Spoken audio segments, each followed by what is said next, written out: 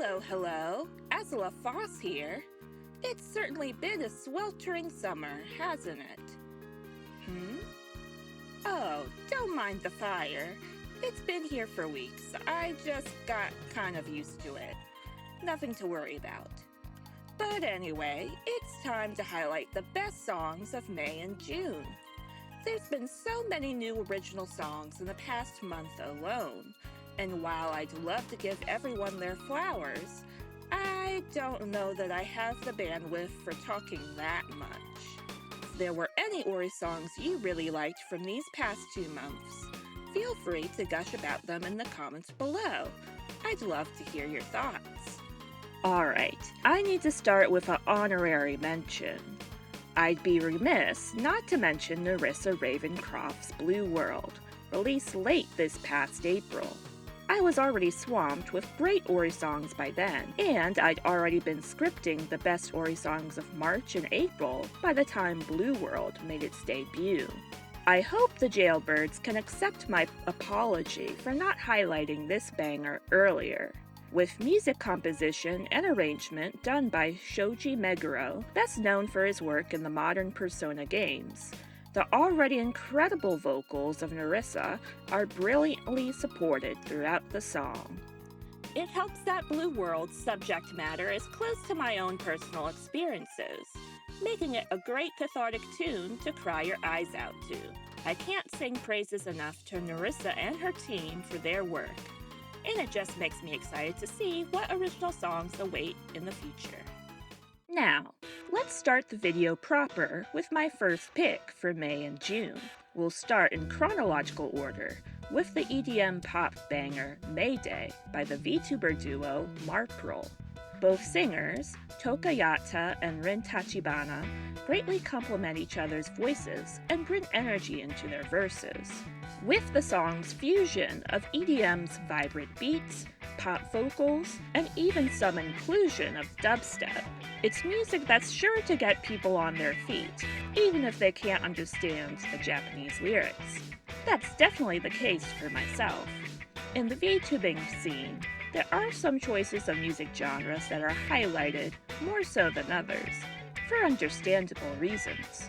So it's always a treat to be able to find original works that stray somewhat from the norm. Speaking of the norm, I have got to give it to Hololive. They really know how to produce a J-pop beat that turns the traditional format on its head. Of course, the dynamic duo of Gigi Murin and Cecilia Immergreen could pull off a cute idol song infused with their brand of quirky charm. CCGG Madness, primarily penned by Cecilia, with support from Gigi and their senpai Nerissa Ravencroft, captures the energy of the two idols in its catchy verses, the lyrics urging their fans to join in the fun. The incorporation of short comedic skits, acted out by the newy plushes of Cecilia and Gigi, are well executed in providing some slower moments within a fast, jam-packed song, while also fitting with the lighthearted tone.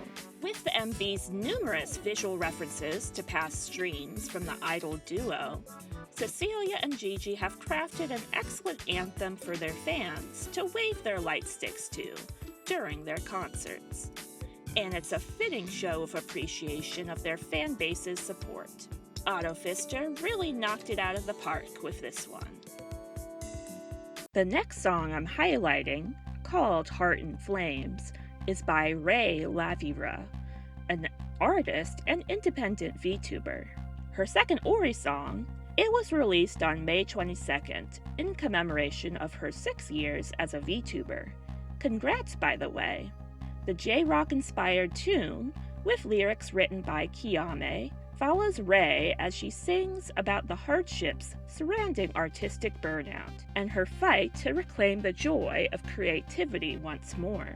It's a relatable subject matter, and the fiery imagery scattered throughout the verses helps to illustrate the singer's struggle to preserve an integral part of herself. There are some repetitive word choices here and there, but nothing that I feel takes away from the song as a whole. The rough edges and texture of Ray's vocals, alongside the backing instrumentals, fits for a song about the struggle of recovering from burnout. I I have to commend Ray and her team for putting together a heartfelt Ori song. Their passion and dedication really shines through. In early May, the infamous British prince Rin Penrose debuted their 2.0 model. Departing from her princely image, Rin's 2.0 focuses on space and televised media, more specifically a TV news anchor, as the main themes for her newer design. Not too long after his re-debut, Rin had a 3D performance with his new model, presenting his new original song, Cold Open. The lyrics are written by Rin alongside fellow VTuber Wonderiku, who's best known for co-writing and producing Iron Mass's Music Box of Fate from last year. It's a pop song with an electric flair that catches the ear. Rin's naturally fast-paced speech and sharp wit are utilized to great effect, supporting the energetic pace and mood of the music. The more I listened to Cold Open, the more the melody ingrained itself in the wrinkles of my brain. Kind of insidious now that I think about it. Oh, I'm sure there's no brainwashing involved here, just some good old-fashioned music production. This endorsement is not sponsored by Rin Penrose. For real, trust me. But seriously, a belated congrats to Rin for their 2.0 model debut and for releasing an awesome song for this summer. Last in the Ori song lineup is Dance of the Spiritwild, released in late June by the VTuber Taufy. Taufy has quite an extensive track record in music production and composition. For example, she produced the official remix of the soundtrack for the horror game Omori, as well as helping produce songs from the indie VTuber Vienna and Niji Sanji Ien's Uki Violetta.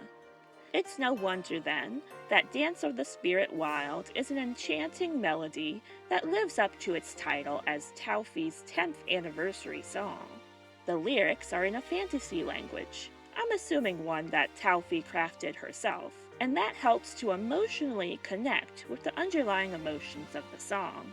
Much like a song I've previously highlighted by Hoshio, Dance of the Spiritwild has the trappings of old European folk music, with its choir-like harmonies and rustic yet ethereal tone.